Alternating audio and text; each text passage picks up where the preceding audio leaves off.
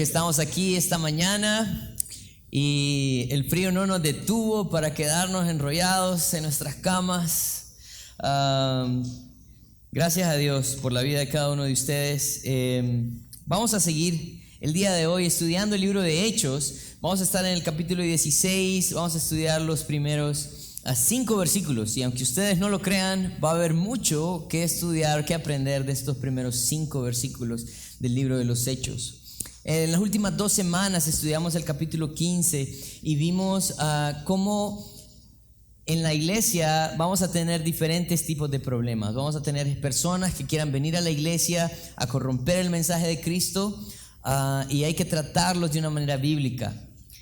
Pero también la semana pasada mirábamos cómo en la iglesia, en medio del liderazgo, siempre van a haber diferencias de opiniones. Así como en nuestra casa, en el trabajo, en la calle vamos a tener diferencias de opiniones, también en la iglesia. Y el deseo de Dios es que pensemos nosotros siempre en el amor, en la misericordia a los demás y lo que Él también espera de cada uno de nosotros. Hoy vamos a encontrarnos con Pablo empezando su primer viaje misionero. Él se va a encontrar con un joven que se llama Timoteo y vamos a aprender de la vida de Timoteo 3 características importantes, ¿verdad?, de un buen discípulo. Yo quiero preguntarles, y no necesito que me contesten, pero quiero que mediten en esto. ¿Quién será un discípulo del Señor? Y de pronto a nuestra mente viene, bueno, de pronto el pastor o el líder. Pero quiero decirles algo, todas las personas que han tomado a Cristo como su único y suficiente Salvador se convierten en un discípulo de Él. Así que nosotros somos sus discípulos. Y este mensaje nos va a dar características importantes para nosotros como sus discípulos. ¿Qué debería de haber en aquellas personas que aman al Señor? Y vamos a ver las razones también esta mañana. Y antes de comenzar me gustaría que tomáramos un tiempo para orar. Así que voy a pedirles que inclinen su rostro y vamos a orar. Padre, queremos darte gracias por la oportunidad que tenemos esta mañana de estar juntos. Gracias, Señor, por la oportunidad que tenemos de abrir tu palabra y aprender de ella.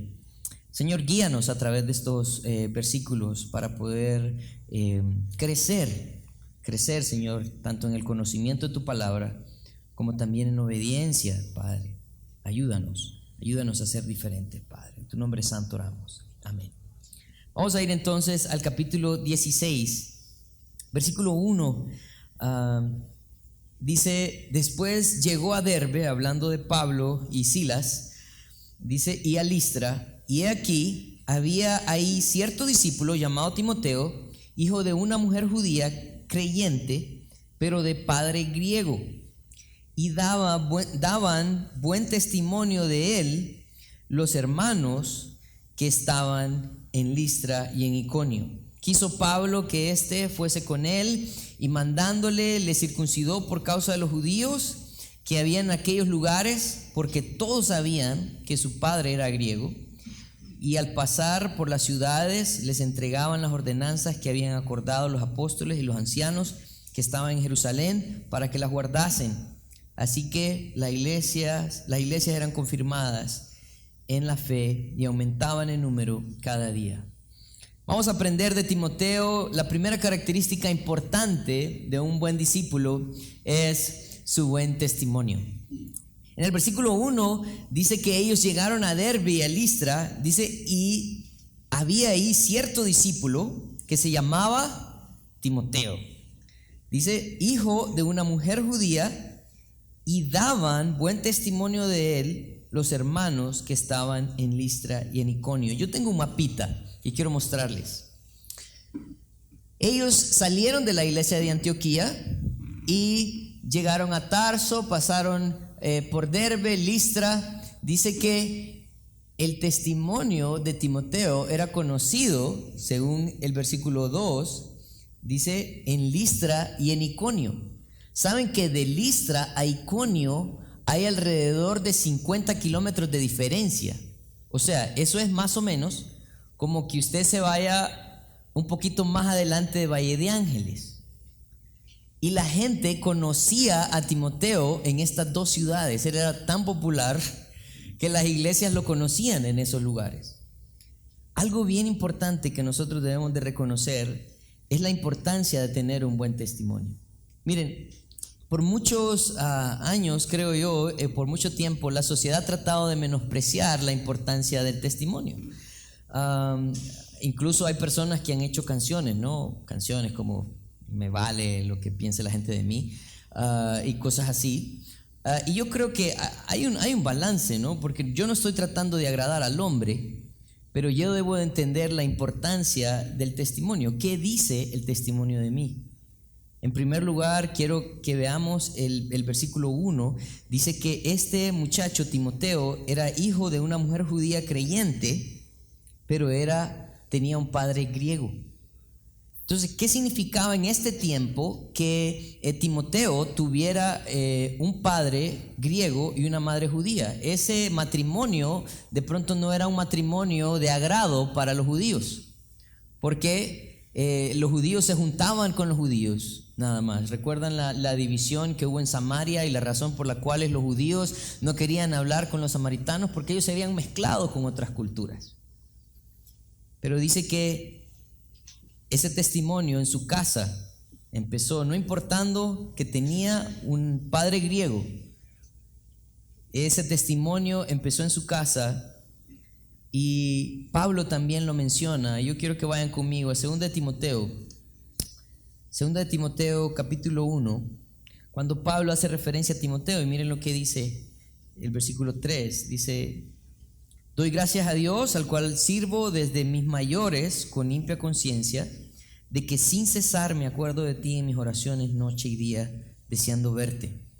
Al acordarme de tus lágrimas para llenarme de gozo, trayendo a la memoria la fe no fingida que hay en ti". Pero miren, pongan mucha atención en la progresión del pensamiento aquí. Dice, esa fe no fingida, dice, está en ti, la cual habitó primero, dice, ¿dónde? En tu abuela Loida y en tu madre Eunice, y estoy seguro que en ti también. ¿Dónde empezó el testimonio de Timoteo? Empezó en su abuela, ¿verdad? Loida, y en su madre Eunice. Y yo creo que aquí hay algo bien importante, y de pronto puede ser un principio para nosotros. ¿Cuán grande creemos que va a ser el efecto de nuestro ejemplo a nuestros hijos? ¿Hasta dónde creen que va a repercutir un buen o un mal ejemplo a nuestros hijos?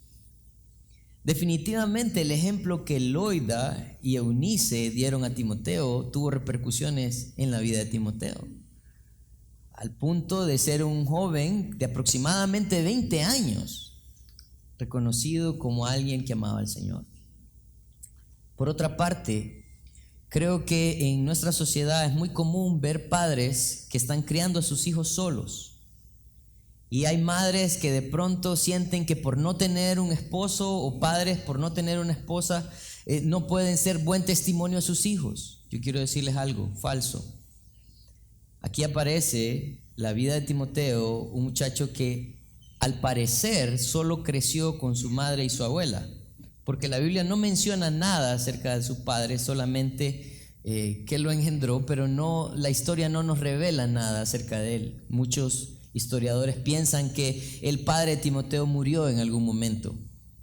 Lo que sí es cierto es que la Biblia sí nos registra quiénes fueron los pilares importantes para Timoteo y para la vida de Timoteo. Fue su abuela y su madre.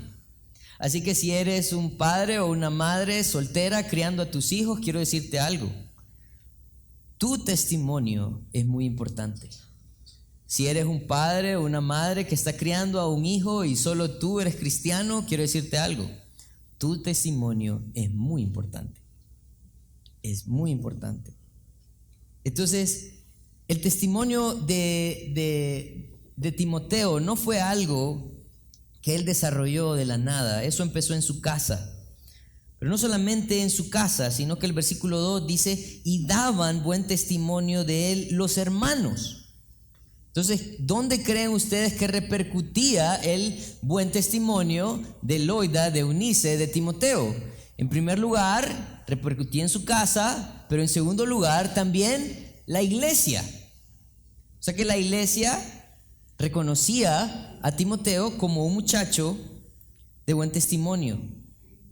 Y no solo eso, dice, que eran los hermanos que estaban en Listra y en Iconio, o sea, las ciudades vecinas. Es muy importante reconocer la importancia del ejemplo. Miren lo que dice Tito. El libro de Tito está ahí antes de Timoteo. En el libro de Tito, Pablo le está escribiendo a Tito. Y Tito tenía una responsabilidad. Tito tenía la responsabilidad en este momento de enseñar. Lo había dejado Pablo a Tito para que él pudiera hacer una obra de levantar ancianos, líderes, pero era un muchacho. Él era un muchacho. Y en Tito 2, versículo 7, dice: presentándote tú como ejemplo de buenas obras, en la enseñanza mostrando integridad y seriedad. Él le decía a Tito: ¿sabes qué? Eres un hombre joven, pero ¿sabes qué tienes que hacer? Presentarte como ejemplo. Miren, si hay algo que a veces nosotros fallamos, y de pronto fallamos más de lo que quisiéramos, es en dar órdenes que nosotros no estamos dispuestos a seguir. Yo no sé si a ustedes les ha pasado, pero a mí me pasó una vez que había un doctor que pesaba alrededor de 350 libras y yo estaba gordito y me decía: tenés que bajar de peso. Yo no sé si les ha pasado, ¿verdad? Pero es contradictorio que alguien que me está hablando de la importancia de la salud no aplique este principio a su propia vida. O también, ¿qué pasa cuando nosotros a nuestros hijos les ordenamos algo? Y por lo general, cuando los hijos están en una edad de adolescencia, ellos dicen: ¿y por qué? Y de pronto la respuesta más común del padre es: porque yo digo. Yo no sé si a ustedes les ha pasado, solo me pasó a mí cuando era joven, ¿verdad? Pero la verdad es que el 90% de los jóvenes que crecen en la iglesia, cuando tienen una edad suficiente como para tomar sus propias decisiones, no vuelven. ¿Saben por qué? Porque muchas veces les hemos impuesto reglas, pero no les hemos explicado el porqué de ellas. Yo creo que lo que estaba sucediendo en la casa de Timoteo es que sus padres fueron personas que se tomaron el tiempo para explicarle el propósito de las reglas, el propósito de la obediencia. El deseo del Señor es que nosotros podamos ser personas que seamos ejemplo. Él era un ejemplo en la iglesia, él era también un ejemplo en las ciudades cercanas. Entonces, vemos que la primera característica de un buen discípulo está en un buen testimonio. Es importante lo que las personas piensen de nosotros, sí. El deseo nuestro no es agradar a los hombres, pero mi vida sí refleja lo que Dios ha hecho en mi vida. Segunda característica importante, vamos al versículo 3, y dice: y quiso Pablo, dice, que éste fuese con él, y tomándole le circuncidó por causa de los judíos que había en aquellos lugares, porque todos sabían que su padre era griego. Cuando nosotros leemos estos versículos parece que es contradictorio a lo que estaba pasando en el capítulo 15. ¿Por qué? Porque en el capítulo 15, en el versículo 1, ellos encuentran un problema en la iglesia. Y el problema era este. Dice: entonces, algunos venían de Judea, enseñaban a los hermanos: si no os circuncidáis conforme al rito de Moisés, no podrás ser salvos. Versículo 2 dice: como Pablo y Bernabé tuviesen una discusión y contienda no pequeña con ellos, se dispuso que subiesen Pablo y Bernabé a Jerusalén, y algunos otros de ellos apóstoles y a los ancianos para tratar esta cuestión. Pablo estaba luchando con este tema de la circuncisión en el capítulo 15, pero en el capítulo 16, cuando ve a este muchacho de padre griego, madre judía, y anhela llevarlo, lo primero que hace es que lo circuncida. Y nosotros podemos decir, bueno, Pablo, pero esto es contradictorio a lo que estabas luchando en el capítulo 15. Pero la verdad es que no. Miren, cuando nosotros reconocemos la responsabilidad que tenemos con los demás, nosotros tenemos que reconocer que por amor a ellos vamos a hacer muchas cosas. Y les voy a explicar por qué.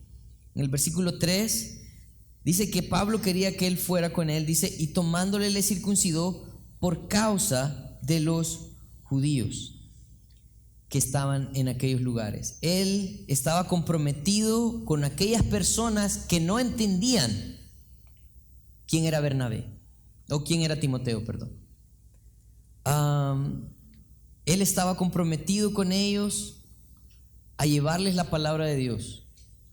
Y miren, lo que sucede es lo siguiente. Cuando había una pareja judía y otro de otra nacionalidad se casaban, para los judíos era bien importante ver qué rumbo iba a tomar la descendencia de este matrimonio.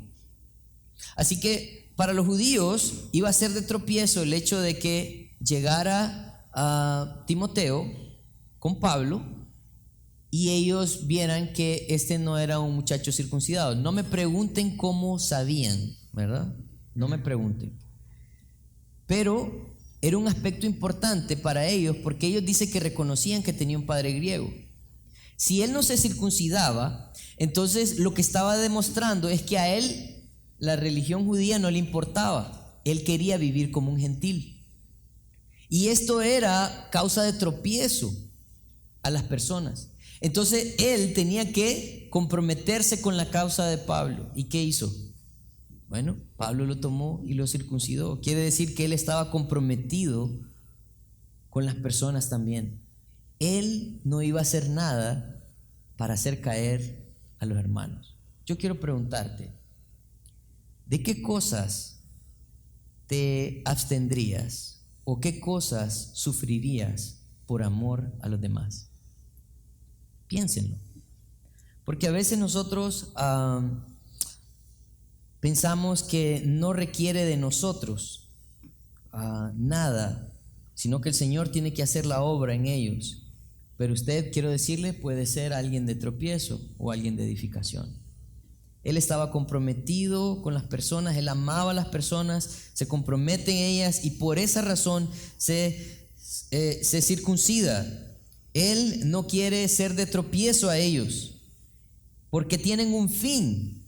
El fin es alcanzar a los que no tienen a Cristo. Miren lo que dice Pablo en 1 Corintios 9. 1 Corintios capítulo 9, versículos 20. Pablo está hablando y dice: me he hecho a los judíos como judío para ganar a los judíos, a los que están sujetos a la ley, aunque yo no esté sujeto a la ley, como sujeto a la ley para ganar a los que están sujetos a la ley, a los que están sin ley, como si yo estuviera sin ley, no estando yo sin ley de Dios, sino bajo la ley de Cristo, para ganar a los que están sin ley. En el versículo 22 dice: me he hecho débil a los débiles para ganar a los débiles. A todos me he hecho de todo para que de todos modos salve a algunos. ¿Cuál era el propósito de Pablo al motivar a Timoteo a que se circuncidara? Alcanzar a los que no tenían este mensaje o a los que no entendían este mensaje. Y si por alguna razón el tema de la circuncisión iba a ser tropiezo, quitémoslo de en medio, suframos por amor a aquellos que necesitan escuchar el mensaje. Yo creo que nuevamente toma el tema muchas veces de la abstenencia por amor a los hermanos. ¿De qué cosas nosotros estamos dispuestos, como les decía, a sufrir o a hacer por amor a aquellos? Hace un tiempo yo estaba trabajando con los jóvenes Y vino un muchacho y me dijo, mira Daniel, el viernes no voy a venir al grupo de jóvenes porque voy para una fiesta. Y yo, ok, vas para una fiesta. Sí, y mi plan es ganarlos a todos para que vengan el próximo viernes a la iglesia. No funciona así de esa manera. Definitivamente no funciona así de esa manera. Pero yo estoy seguro que muchas veces nosotros hacemos a un lado a ciertas personas por diferentes razones. Y el deseo de Dios es que nosotros nos volvamos a estas personas con el propósito de alcanzarlos a Cristo. Que hagamos a un lado nuestros pensamientos, que hagamos a un lado nuestros prejuicios y podamos buscar la salvación de las personas que lo necesitan. Entonces vemos que el primer principio estaba enfocado en un buen testimonio, que eso venía de su casa, que se había desarrollado en la iglesia y había llegado al punto de conocerse alrededor 50 kilómetros a la redonda. No solamente eso, sino el amor que lo llevaba a comprometerse con las personas, que lo llevaba también a no ser tropiezo, con el fin de poder alcanzar a los que no entendían el mensaje de Cristo. Y en la última parte, creo que es la última parte que amarra también las características importantes de un buen testigo. Está en el versículo 4 y 5, dice, y al pasar por las ciudades, les entregaban las ordenanzas que habían acordado los apóstoles y los ancianos que estaban en Jerusalén para que las guardasen. Así que las iglesias eran confirmadas en la fe y aumentaban en número cada día. Mire, usted puede ser una buena persona, una persona amigable que se lleve con todo el mundo. Usted puede ser una persona que tenga buen carisma. Usted puede ser una persona que ame. Pero si usted no tiene un compromiso con la palabra de Dios, simplemente se queda en una buena persona. El compromiso que nosotros tenemos con la palabra de Dios, en primer lugar, requiere que sea llevada fielmente. ¿Cuál es el propósito de llevar la palabra de Dios de una manera fiel? Pues miren, el Salmo 119, el salmista dice, ¿con qué limpiará el joven su camino? Con guardar. Vamos a volver a empezar. ¿Con qué limpiará el joven su camino? Dice, con guardar su palabra. Y fíjense que a veces cuando nosotros vemos esta palabra joven, tendemos como a codear al muchacho de lado, decir, ahí, esto están hablando a vos ahorita. Pero esta palabra joven también tiene mucho que ver con alguien inexperto. Y yo no sé quién de ustedes tiene todo el conocimiento. Yo no sé quiénes de ustedes manejan todas las áreas, ¿verdad?, de su vida de una manera muy buena. Pero yo quiero decirles algo. Yo no creo que en este salón hayan personas que no necesitan aprender todavía. Los inexpertos somos nosotros. Y este versículo entonces diría, ¿con qué limpiará el inexperto su camino? Con guardar su palabra. ¿Por qué es importante llevar la palabra de Dios de una manera fiel? Porque las personas necesitan aprender para poder limpiar su camino. Yo no sé cómo está su camino hoy. De pronto, si usted se para hoy y echa un vistazo, no sé qué tan sucio o tan limpio esté su camino. Pero quiero decirle algo. Lo que usted necesita es a Dios y su palabra. En el Salmo 119, ahí mismo también, 130, Salmo 119, 130. Casi todo el Salmo 119 habla del valor de la palabra de Dios.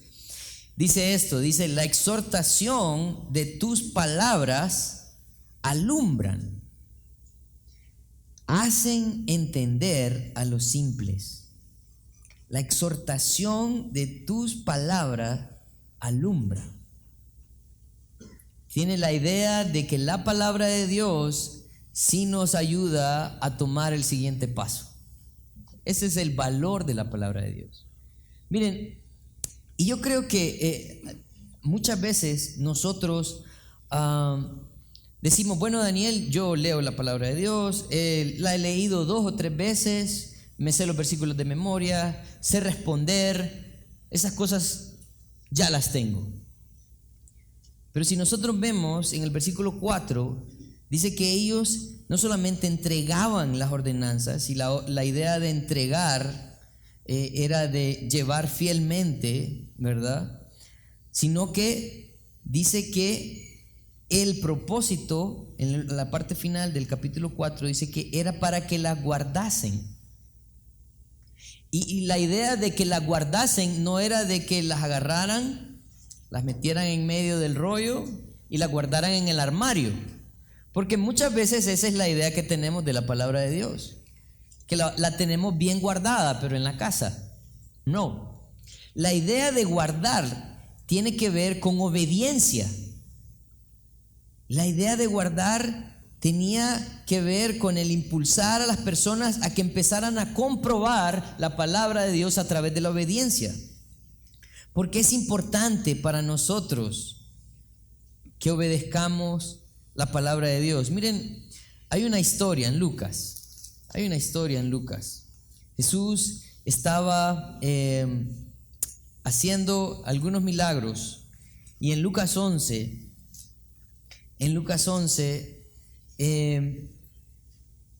Jesús está enseñando y está haciendo algunos milagros. Y en el versículo 27, Jesús estaba hablando y dice: mientras él decía estas cosas, una mujer de entre la multitud levantó la voz y dijo: bienaventurado el vientre que te trajo y los senos que mamaste. Y yo quiero que lo piensen, ¿no? Jesús está en medio de una enseñanza, él está hablando, ¿no? Cuando de pronto una mujer en medio de la multitud se levanta y le dice: bienaventurado el vientre que te trajo y los senos que mamaste. Y miren lo que dice Jesús. Yo creo que él no negó que él amaba a su madre, pero en el versículo 28 dice: y él dijo: bienaventurados los que oyen las palabras de Dios y las guardan. Él dijo: miren, yo amo mucho a mi madre, me imagino, ¿no? Eso es lo que él trató de decir. Yo amo mucho a mi mamá, pero hay algo mayor todavía, algo que trae mayor gozo. Lo que trae mayor gozo es el oír las palabras de Dios y obedecerlas. Un discípulo debe estar comprometido no solamente a llevar la palabra de Dios, sino a obedecerla también. Un discípulo de Dios debe estar comprometido a mostrar la verdad que hay en la palabra de Dios, pero también motivar a las personas a que la obedezcan. En Mateo capítulo 7, este es el Sermón del Monte. Jesús está dando un ejemplo, ¿no?, que de pronto nosotros conocemos. Mateo 7, 24. Mateo 7, 24, perdón, aquí estoy. Dice: cualquiera pues que me oye estas palabras y las hace. Nuevamente, esa palabra tiene el enfoque de obediencia. Le compararé a un hombre prudente que edificó su casa sobre la roca. ¿Saben por qué un discípulo de Dios debe estar comprometido con la palabra de Dios para que esa palabra pueda ser llevada a la obediencia? Porque nosotros aquí estamos edificando vidas, y estas vidas necesitan estar edificadas sobre la roca. La roca es Cristo. La roca es su palabra. Por eso es tan importante para nosotros no solamente mostrarles amor, no solamente actuar bien delante de ustedes, sino mostrarles la verdad de Cristo y llevarlos a la obediencia. Jesús entendía que lo fácil terminaba mal. Esa es la historia de los dos cimientos. Pronto, si su cimiento no es bueno, puede levantar más rápido su casa y no tardarse tanto tiempo. Pero trabajar en los cimientos a veces es la parte más difícil de la casa, porque hay que asegurarse que quede bien asentada. el guardar la palabra de Dios es como trabajar en los cimientos de nuestras casas. Necesitan estar bien asentadas. ¿Cuál es el resultado de estar comprometido a llevar la palabra de Dios fielmente? Pero no solamente eso, sino llevar a las personas al entendimiento que necesitan obedecerla. Dice el versículo 5, así que las iglesias eran confirmadas en la fe y aumentaba en número cada día. Crecimiento. ¿Saben qué pasa cuando usted está entregando la palabra de Dios y lleva a la persona a la obediencia? Lo que sucede es que la persona crece. La iglesia era edificada, estaba creciendo. ¿Por qué? Porque la palabra de Dios tiene un propósito divino para nosotros. Miren lo que dice 2 de Timoteo, y yo sé que de pronto algunos de ustedes conocen este versículo. 2 de Timoteo, capítulo 3, versículos 16 y 17. Dice: toda la escritura es inspirada por Dios y útil para enseñar, para redarguir, para corregir, para instruir en justicia, a fin, ese es el propósito, de que el hombre de Dios sea perfecto, enteramente preparado para toda buena obra. Y van a decir: Daniel, pero no hay nadie perfecto. No, de pronto no hay nadie perfecto, pero sí hay un buen grupo que se está perfeccionando. El Señor quiere perfeccionar tu vida. Y de pronto el estándar siempre va a ser Cristo. Y gracias a Dios que Él dejó el estándar bien arriba, porque nos vamos a dar cuenta de nuestra necesidad de acercarnos a Él cada día. La idea de perfeccionar, la idea de ser perfeccionados es que Él está cambiando en nosotros cada día. Él nos está redarguyendo, Él nos está reprendiendo, exhortando. Él nos está ayudando a crecer. Ese es el propósito de estar comprometido también con la palabra de Dios. Unos versículos antes también, en Colosenses 1, Filipenses, Colosenses, capítulo 1, versículos 9 y 10. Pablo está hablando a la iglesia en Colosa y miren lo que le dice. Dice: por lo cual también nosotros, desde el día que lo oímos, no cesamos de orar por vosotros y de pedir que seas llenos del conocimiento de la voluntad, de su voluntad, en toda sabiduría e inteligencia espiritual, para que andéis como es digno del Señor, agradándole en todo, llevando fruto en toda buena obra y creciendo en el conocimiento de Dios. Cuando nosotros estamos comprometidos no solamente en escuchar la palabra de Dios, sino obedecer, somos una iglesia que no solamente anda, sino que tiene fruto. Fruto. ¿Por qué es importante entonces que nosotros tomemos estas características y veamos si nuestra vida calza con las características de un buen discípulo? Por amor a ustedes, por amor a la obra, por amor a Dios. Yo quiero terminar con unas conclusiones y quiero que ustedes lo mediten. Miren, el buen testimonio nunca ha tenido como finalidad afectar a los de afuera, sino empezar desde adentro, hablando de nuestra casa, y terminar con los de afuera. El deseo de Dios no es que ustedes le caigan bien a todos, no.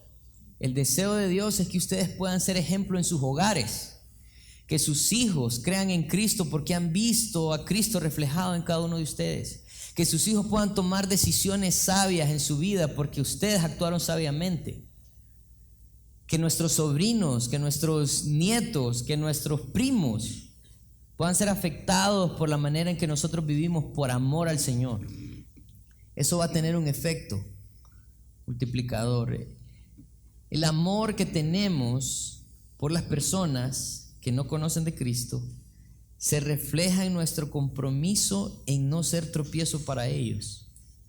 Miren, esto es importante, porque a veces nosotros no manejamos bien este concepto y somos cristianos en la iglesia, pero no afuera.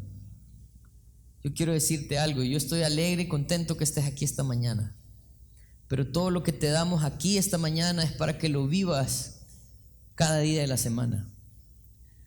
A lo que nosotros te motivamos cada domingo es que el lunes o después de salir de esa puerta lo puedas poner en práctica. Ese es nuestro deseo. La palabra de Dios siempre nos guiará a la verdad, obediencia, crecimiento.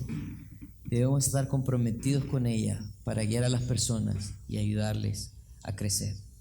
Hoy en día muchas personas están buscando un mensaje atractivo, un mensaje que les aplaque sus conciencias, un mensaje que les haga sentir bien en cuanto a su pecado. Pero quiero decirte algo, eso hace más daño que bien.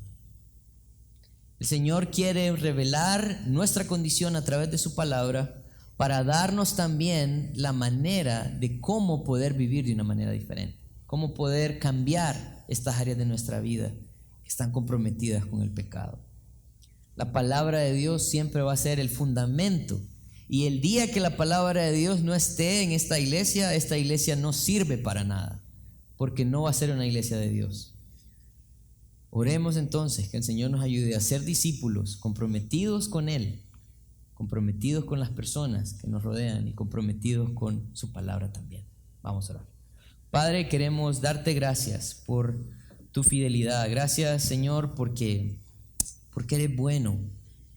Y, Señor, a través de los tiempos tú nos das ejemplos de cómo usaste a personas comunes para hacer tu obra, que fueron transformados, Señor, por tu palabra, para poder ser un buen testimonio, para poder amar a los demás, para, Señor, también mostrar un compromiso a tu palabra y la verdad que ella conlleva. Ayúdanos a ser una iglesia que crece porque somos conocidos como personas que viven lo que predican, porque somos una iglesia, Señor, que está comprometida con la verdad. Ayúdanos, Señor. En tu nombre santo oramos.